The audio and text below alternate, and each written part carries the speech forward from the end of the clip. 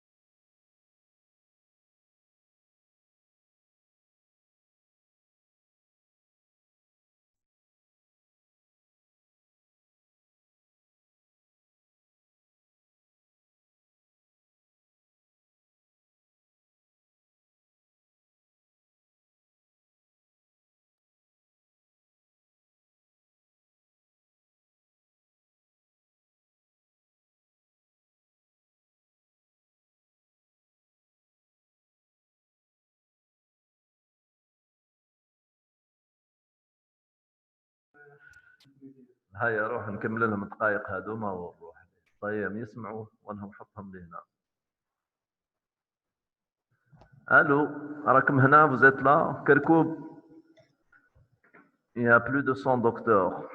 Et maintenant, HS, شكون? On vous entend bien. Maintenant, on docteur. vous entend, docteur. Vous m'entendez? Oui, très bien. Allez, on reprend, merci. On s'est arrêté à la classification de Powell. Donc, les Powell, elle est basée sur la direction du trait. Comme vous voyez sur ce schéma, plus le trait est horizontal, plus les forces d'impaction sont importantes. Donc, la fracture peut consolider par l'impaction. Et ici, plus le trait est vertical, il y a les forces de cisaillement qui empêchent la consolidation. Voilà. Je vais passer un peu rapidement pour vous parler du fameux trait. Il y a une classification qui a été faite qui, en fin de compte, comme j'ai dit tout à l'heure, le trait n'est pas horizontal. Il y a une comminution qui va, elle, être source aussi de problèmes mécaniques.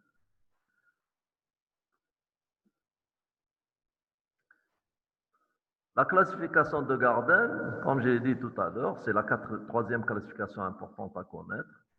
Elle est basée sur la visualisation des travées.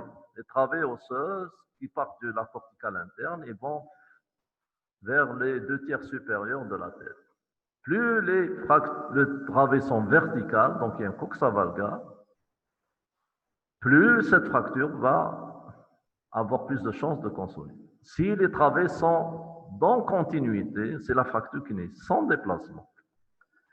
Si les travées sont horizontales, c'est une fracture qui s'est déplacée, donc il y a un cisaillement important, un risque de pseudarthrose et de nécrose.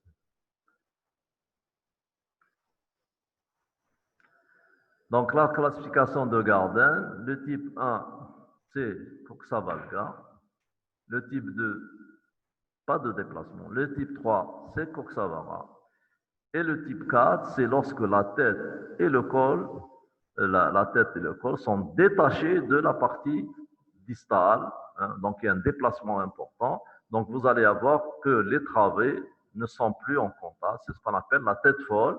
La différence entre le type 3, vous avez à la radiographie une tête arrondie. Et dans le type 4, vous avez une tête qui reprend son anatomie normale puisqu'elle est libre. Donc les travées sont uniquement décalées les unes des autres par rapport à la fracture. Voici un type 1 avec des travées verticales, un type 2 où l'anatomie est normale et un trait de fracture. Le type 3, il est là avec une coxa vara. Et le type 4, il y a la tête qui reprend sa forme, donc elle est complètement détachée. Ici, elle est varisée. Alors, M. Lamarck, il a classé les types 4 avec des places pour évaluer le déplacement. Donc, il a pris. Aïe, aïe, aïe. C'est reparti. On n'entend plus personne. L'image est partie. Vous êtes toujours là? Narjas Nour al-Huda. Oui, Kerkoub. docteur. Vous avez l'image, moi j'ai plus d'image. Il n'y a plus de... Non, nous aussi, nous n'avons plus de... Ah, j'entends des enfants qui pleurent. Eh ben, tant pis, hein, je ne sais pas, je ne vois plus d'image et le technicien n'est plus là. C'est pas possible.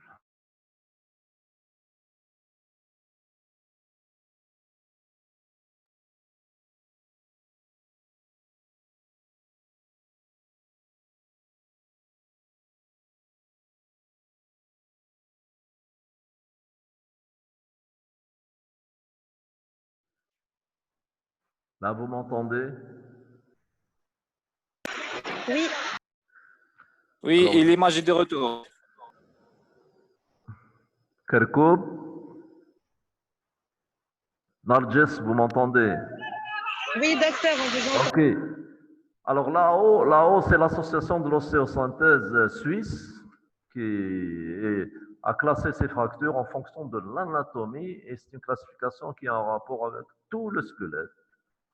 Et ils sont classés en 3 zones et chaque zone, il y a plusieurs types de fractures.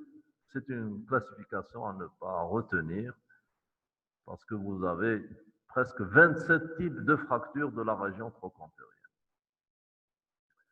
Voilà, donc au total, ce que vous devez retenir, c'est 4 classifications importantes.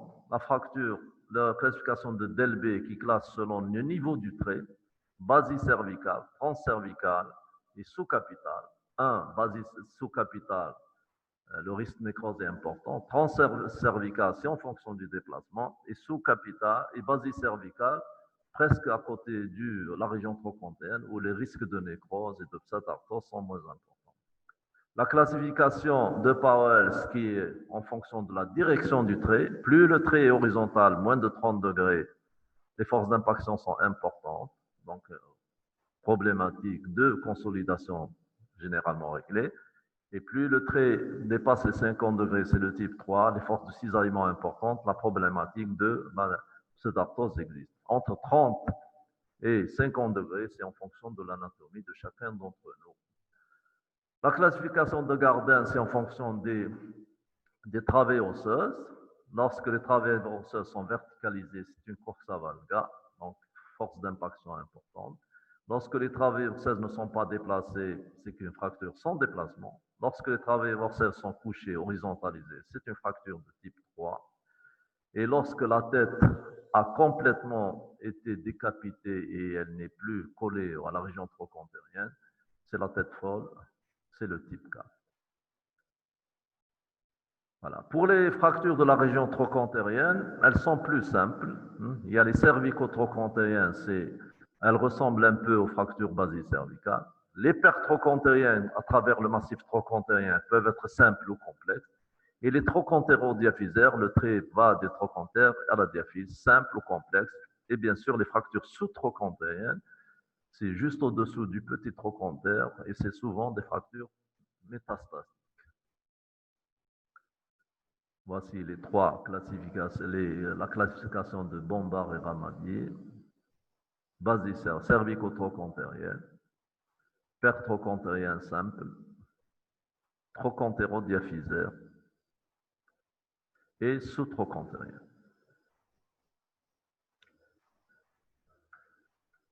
Chez l'enfant, il y a 4 types de fractures. La sous-capitale, il y a le cartilage de croissant, donc c'est un décollement épiphysaire. La transcervicale ressemble à l'adulte. La basicervicale, c'est la région entre le col et le trochantérieur. Et les fractures sous-trochantériennes, qui sont aussi des fractures pathologiques, souvent dues à un kyste essentiel. Voici des exemples. Un décollement épiphysaire.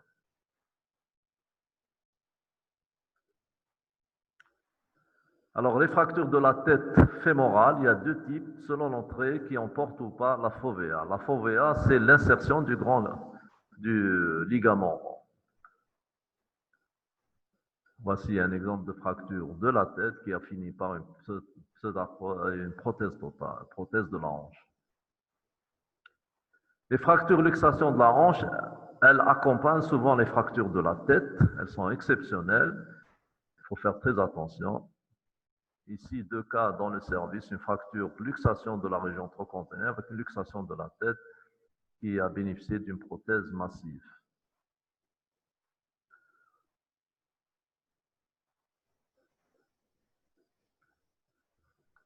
Voici un exemple, des exemples du service de fracture basicervicale qui a bénéficié de vissage, mais qui s'est terminée par une pseudarthrose. Et on a fait une ostéotomie de valgisation pour transformer les fractures, cette fracture à trait vertical en un trait horizontal pour permettre la consolidation. Une autre fracture bilatérale, c'est exceptionnel, des 2 cols, qui a bénéficié d'une ostéosynthèse et par chance, elle a consolidé pour les 2 foyers.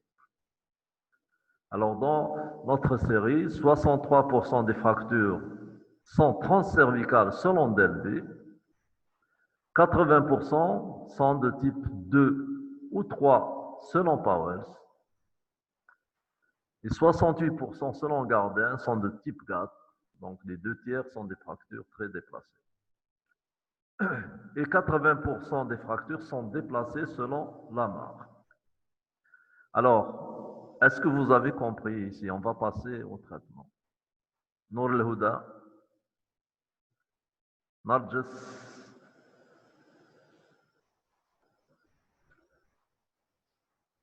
Posez une question au moins pour que je vois.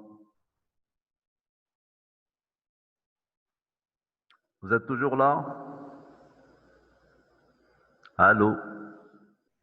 Narges, on vous entend maintenant, oui. On vous entend, pas d'image. Aïe, aïe, aïe. Mais vous avez compris apparemment. C'est clair. Merci.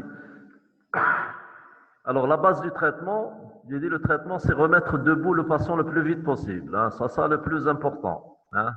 Ce traitement doit permettre au patient une fonction pré-fracturaire, c'est-à-dire la situation où il allait avant. Si vous pouvez le remettre le masjid, tant mieux. S'il était chez lui, ça fait un mois ou une année ou 2 ans, il ne sort pas de chez lui, vous ne risquez pas de le mettre dehors. Le traitement conservateur, c'est le traitement idéal. C'est-à-dire conserver l'anatomie en la récupérant. Un traitement antalgique est nécessaire parce qu'ils ont très mal, ils ne demandent pas grand-chose. La traction, il ne faut jamais la faire, ça ne sert à rien. Elle met en traction le membre, mais elle ne corrige rien du tout. Elle a été abandonnée, ça fait longtemps, mais elle reste un peu valable dans les fractures troch-antérieures des sujets jeunes en attendant une chirurgie. Les délais opératoires, on en a parlé. Il ne faut pas se précipiter. Dans les 24 heures ou 48 heures, vous pouvez l'opérer après avoir rééquilibré le patient et après avoir fait un bilan d'anesthésie éventuellement. En fonction du type de fracture, les options thérapeutiques sont discutées en fonction de l'âge, leur espérance de vie et leur fonction pré-fracturaire. C'est l'élément primordial, pré-fracturaire.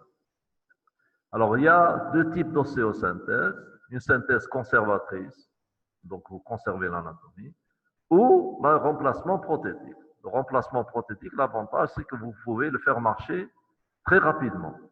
Les autres, vous pouvez le faire marcher sans appui complet.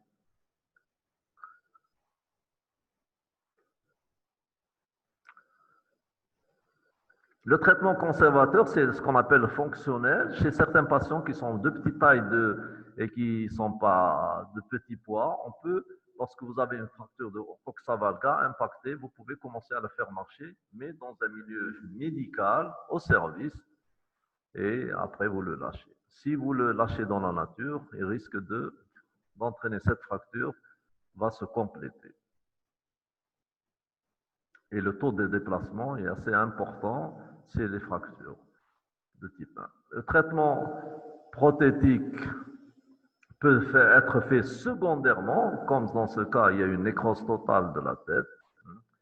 Le taux de nécrose n'a pas changé depuis tout le temps.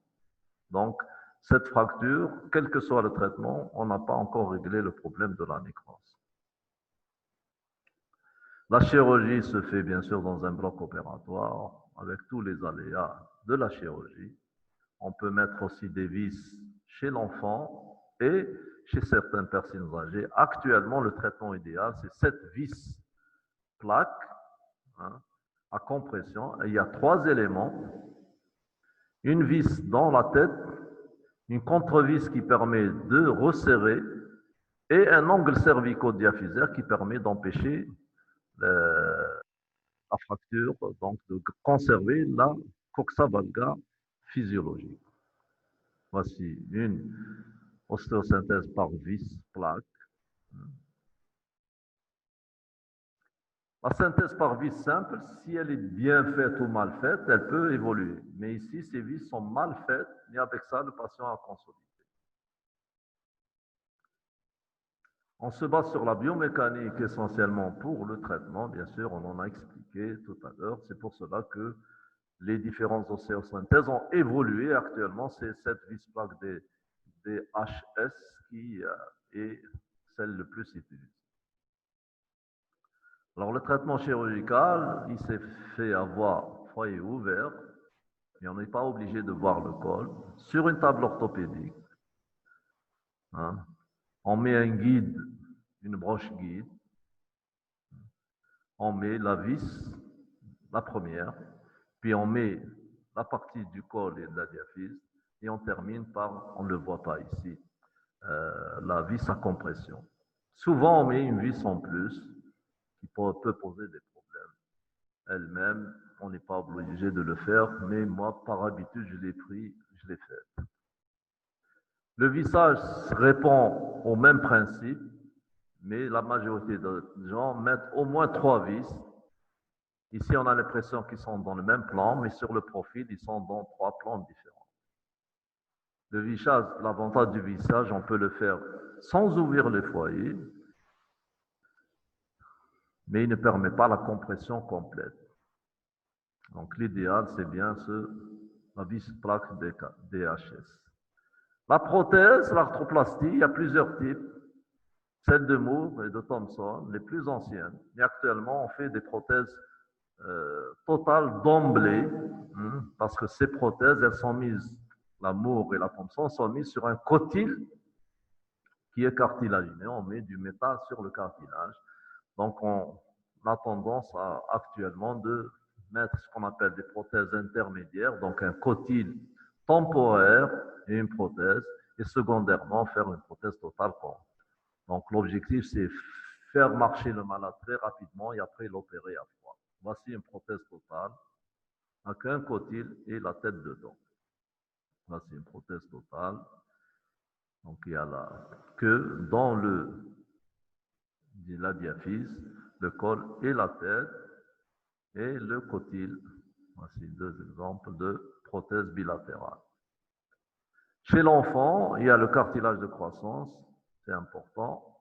Il y a 5 cartilages de croissance au niveau du fémur proximal. Il faut les respecter. Donc, on ne fait pas beaucoup d'ostéosynthèse. Vous voyez ce cas, c'est une fracture d'écollement. Vous avez la tête, elle est sortie. Donc, les risques de nécrose sont au maximum. Donc, on fait une synthèse simple par des vis. On en met 1, 2 ou 3. Rarement, exceptionnellement, une seule vis. Alors, la série du service, 61% des patients ont été traités chirurgicalement. On a mis le plus important, c'est la réduction. La réduction a été bonne dans les 3 quarts des cas. L'évolution, elle est en fonction du pronostic vital. On a fait une étude qui montre que pratiquement 10% des patients meurent dans la première année. Ici, chez nous, à Annaba. Et le pronostic fonctionnel est beaucoup mieux chez la personne jeune. Donc, chez le sujet jeune, l'évolution de la rééducation est précoce.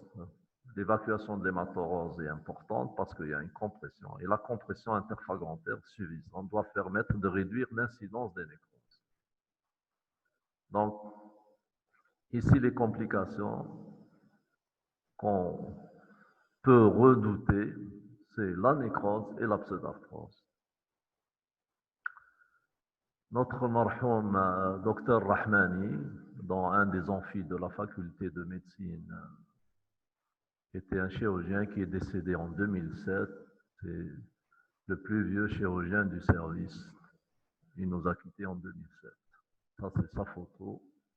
Vous connaissez peut-être l'amphi, mais vous ne l'avez jamais vu. Au service, vous passerez, vous trouvez une petite plaque où le service est écrit et a été baptisé Dr Rahman. Voilà, je crois que j'ai dit l'essentiel et j'en ai terminé. Le reste, vous pouvez le voir sur le diaporama. Alors, est-ce qu'il y a des questions? Narges, Nour al-Huda, Kerkoub, Narges toujours. Vous pouvez poser quelques questions si vous m'écoutez.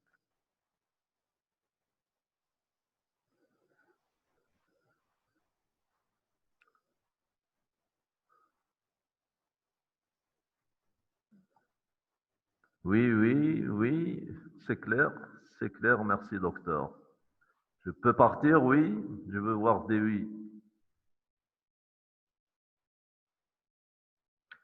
Alors, je vous invite au service, si vous n'êtes pas très nombreux, je suis chaque matin au service, on peut reprendre dans mon bureau, il y a suffisamment d'espace pour, si vous avez des questions, aussi pour qu'on reprenne le diaporama ensemble.